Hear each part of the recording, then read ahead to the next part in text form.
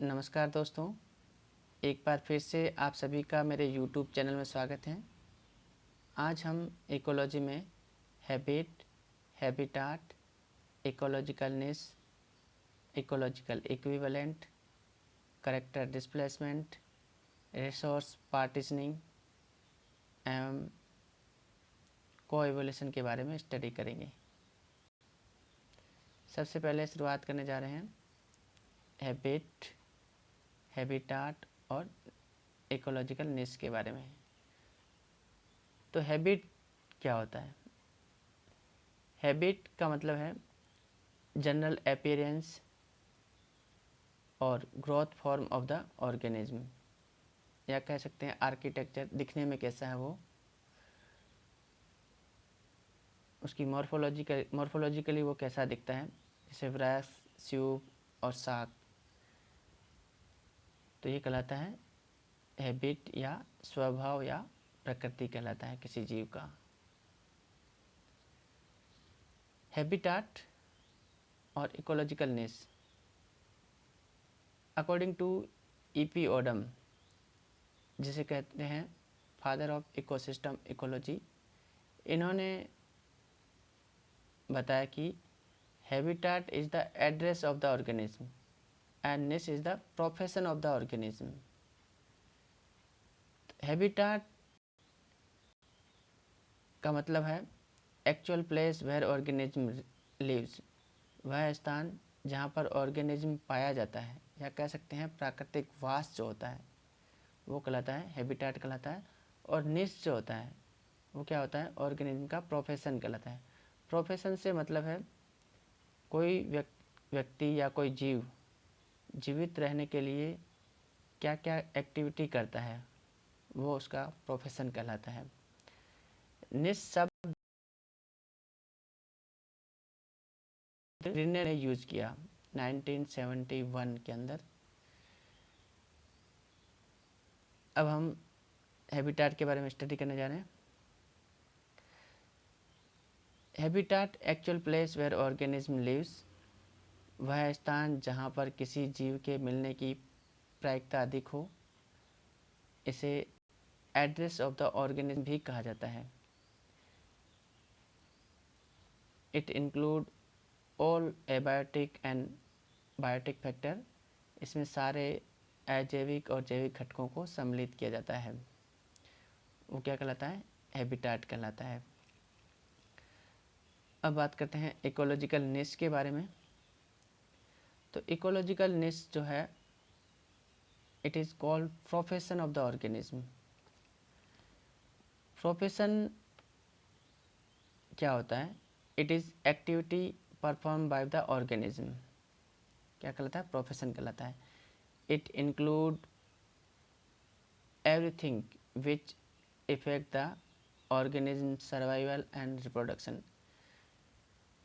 किसी जीव की जीवन और जनन को प्रभावित करने वाली सारी चीज़ें इकोलॉजिकल निश के अंदर सम्मिलित की जाती है, चाहे वो टॉलरेंस हो, चाहे वो फूड हो, किस प्रकार का फूड यूटिलाइज कर रहा है, और एनर्जी फ्लो में उसका क्या रोल है।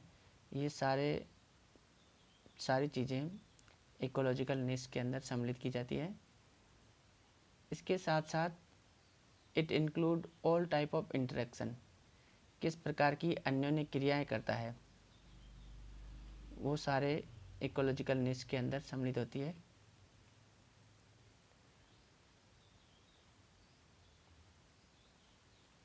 अब बात करते हैं डेफिनेशन ऑफ द इकोलॉजिकल निश गिवन बाय डिफरेंट साइंटिस्ट।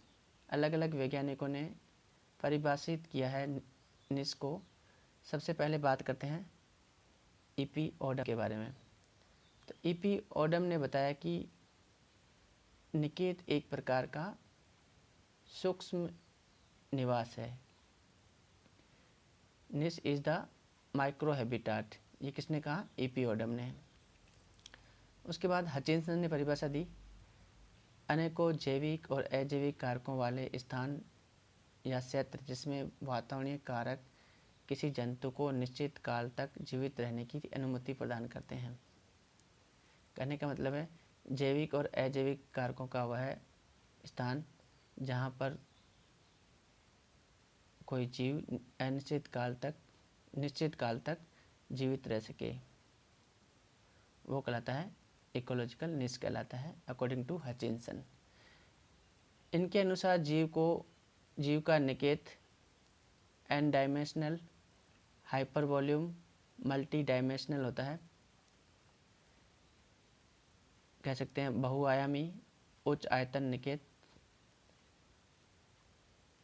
कहा जा सकता है। बहुआयामी से क्या मतलब है? बहुआयामी से मतलब है किसी जीव का निकेत जो है एक या अधिक आयामों से निर्मित होता है। टेम्परेचर भी इंक्लूड किया जा सकता है, उसके अंदर न्यूट्रिएंट्स भी इंक्लूड किया जाता है, वाटर भी इंक्लूड करता है। तो ये सारे पैरामीटर इसके अंदर इंक्लूड किया जाता है और मल्टी डायमेंशनल निश निर्माण होता है। कह सकते हैं position of species in range of environmental factor. अब बात करते हैं वालेस एंड श्रब की।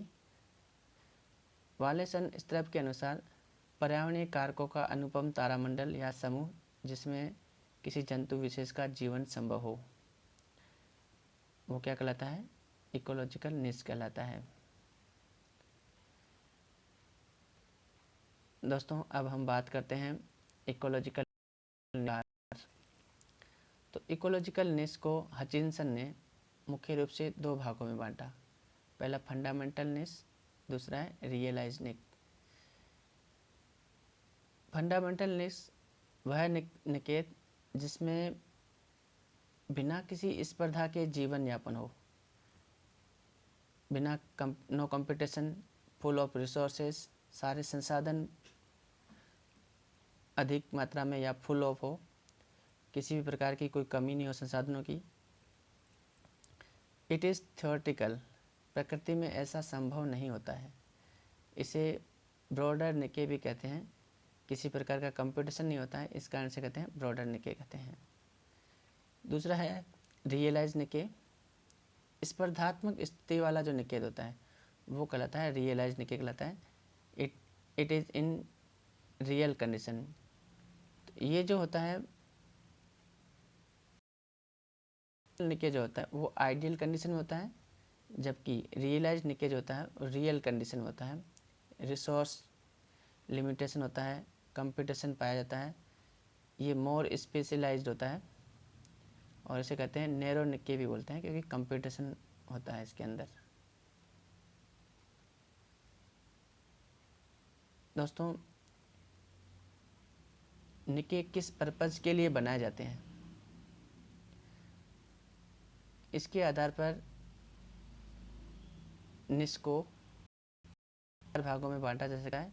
निश made for any purpose, these are habitat niche, trophic niche, reproductive niche and physical and chemical निशे।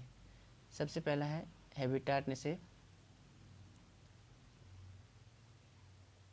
It belong to the living place, कह सकते हैं concern with the habitat, तो वो कहलाता है हैबिटाट निश कहलाता है। दूसरा है trophic niche, it concern with the trophic position of the organism. Example है बर्ड की दो स्पीसीज है, नोटोनेक्ट और कोरेक्सा। नोटोनेक्ट जो होती है वो डेड ऑर्गेनिज्म को फीड करती है, जबकि कोरेक्सा जो है लिविंग ऑर्गेनिज्म को फीड करती है। अगला निश है रिप्रोडक्टिव निश। ये रिप्रोडक्टिव रिक्वायरमेंट के लिए बनाए जाते हैं। फंक्शनल एरिया चूज किया जाता है, स्पेशल इन्वायरमेंट फॉर द मेंटिंग, तो वो कहलाते हैं रिप्रोडक्टिव निश। लास्ट है फिजिकल या केमिकल निश। It concern with the environmental condition, favourable environmental condition होनी चाहिए, जैसे टेम्परेचर, हीट, लाइट, रेनफॉल कितना होना चाहिए, ये सारी चीज़ें इनमें सम्मिलित की जाती है। अब हम पढ़ने जा रहे हैं निकेत तुल्य या पारिस्थितिकी तुल्य या फिर इकोलॉजिकल इक्विवेलेंट बोलते हैं। तो इकोलॉजिकल इक्विवेलेंट भौगोलिक रूप से दूरस्थ स्थानों पर रहने वाले वे जीव जिनकी निकेत या निश या हैबिटाट समान हो, समान हैबिटाट हो या समान निश संरचना हो, वो कहलाते हैं इकोलॉजिकल इक्विवेलेंट कहलाते हैं। जैसे ऑस्ट्रेलियन कंगारू और उत्तरी अमेरिकन जंगली सांड या बायसन BISON, इनका जो प्रोफेशन है या कह सकते हैं इनका जो निश है वो क्या है, समान है। उसी प्रकार सहीमा नर्वोसम जो अरावली क्षेत्र में पाई जाती है और मारवाड़ में रेगिस्तान में लेजिरस सिंडिकस सेवन घास, इन दोनों का निश समान होता है। शार्क फिश और डॉल्फिन मछली मेमल्स जो होती है इनका भी निश समान होता है। अगला टॉपिक है करेक्टर डिस्प्लेसमेंट। तो दोस्तों करेक्टर डिस्प्लेसमेंट या इसे करेक्टर डाइवर्जन भी बोल सकते हैं, करेक्टर में परिवर्तन आना। तो यहाँ पर एग्जाम्पल दे रहा है, दो भौगोलिक रूप से अलग अलग पाई जाने वाली जातियाँ या कह सकते हैं एलोपेट्रिक जातियाँ, स्पीसीज़ ए और स्पीसीज़ बी, जब दो अलग अलग क्षेत्रों में पाई जा रही है तो इनकी बीक साइज समान है। और जैसे ही इन दोनों को एक साथ रखते हैं तो इनके बीक में क्या है, बीक साइज या चोंच बोल सकते हो, इनमें चेंजेज आ सकता है। एक ही क्षेत्र में रखते हैं तो एक क्षेत्र में पाई जाने वाली भिन्न भिन्न जातियाँ वो कहलाती है सिम्पैट्रिक स्पीसीज़ कहलाती है। तो यहाँ देखिए आप, इसमें बीक साइज में क्या हो गया, परिवर्तन आ गया। तो दोस्तों ये परिवर्तन क्यों आया, जब ये जाति स्पीसीज ए जो स्पीसीज बी जो थी ये सॉफ्ट फूड को खा रही थी और स्पीसीज ए जो थी ये हार्ड, ये भी सॉफ्ट फूड को खा रही थी। जब दोनों को साथ साथ रखा तो स्पीसीज ए ने सॉफ्ट फूड को खाया और स्पीसीज बी ने अपने अंदर चेंज किया और ये हार्ड फूड को खाने लग गई। तो ये जो परिवर्तन इसलिए आया कि दोनों जो स्पीसीज है ये कंपटीशन से बच जाती है, उसके साथ साथ इनमें करेक्टर डाइवर्जन आ गया, मतलब इवोल्यूशन हो गया। तो करेक्टर डिस्प्लेसमेंट के दो फायदे हैं, एक तो कंपटीशन से बच जाती है, दूसरा है एवोल्यूशन हो गया, मतलब स्पेसिएशन हो गया। तो ये इम्पोर्टेंट क्वेश्चन है, नेट के हिसाब से पूछा जा सकता है आपको। आगे पढ़ने जा रहे हैं रिसोर्स पार्टीशनिंग या संसाधन विभाजन। अगर दो जातियां एक ही संसाधन के लिए स्पर्धा करती है तो भोजन या शिकार के लिए भिन्न भिन्न समय चुनकर स्पर्धा से बच सकती है। किस प्रकार कंपटीशन कम करते हैं, जिनका अगर इनका भोजन समान हो, जैसे उल्लू और बाज, इनका भोजन है चूहा, तो उल्लू रात्रि में चूहे को शिकार करता है जबकि बाज दिन में चूहे का शिकार करता है, तो ये कंपटीशन से बच जाती है। क्या है करेक्टर डिस्प्लेसमेंट और रिसोर्स पार्टीशनिंग, दोनों में कंपटीशन तो कम हो रहा है, लेकिन मेन डिफरेंस क्या है, करेक्टर डिस्प्लेसमेंट में क्या है कि नई जाति की उत्पत्ति हो रही है, कहने का मतलब स्पेसिएशन हो रहा है, एवोल्यूशन हो रहा है, जबकि रिसोर्स पार्टीशनिंग जो होता है उसमें स्पेसिएशन नहीं हो रहा है, नई जाति की उत्पत्ति नहीं हो रही है। तो ये ध्यान रखना आपको। आगे है को एवोल्यूशन।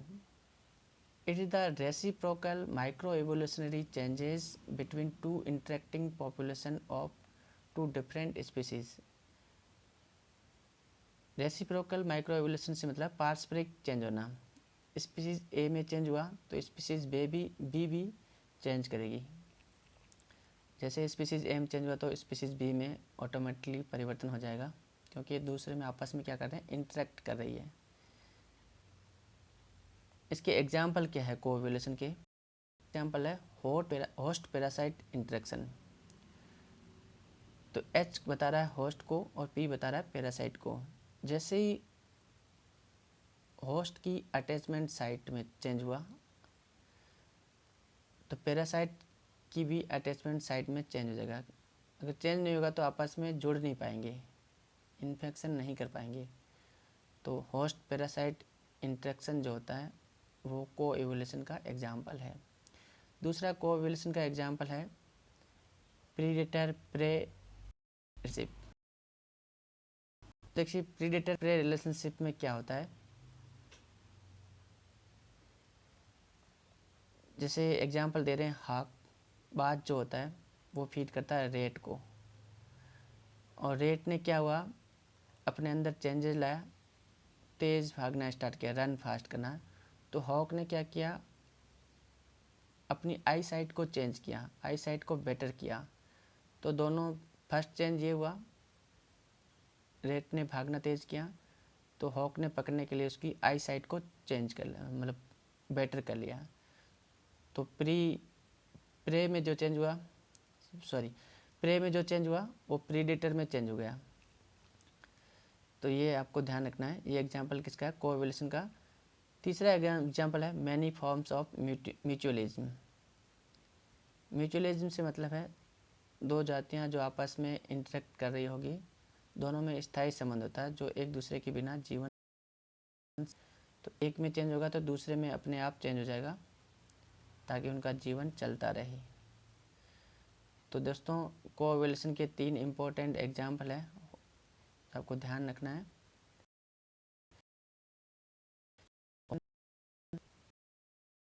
प्रे रिलेशनशिप और many forms of mutualism. Thank you all. आज की क्लास समाप्त होती है। Thanks for listening to me.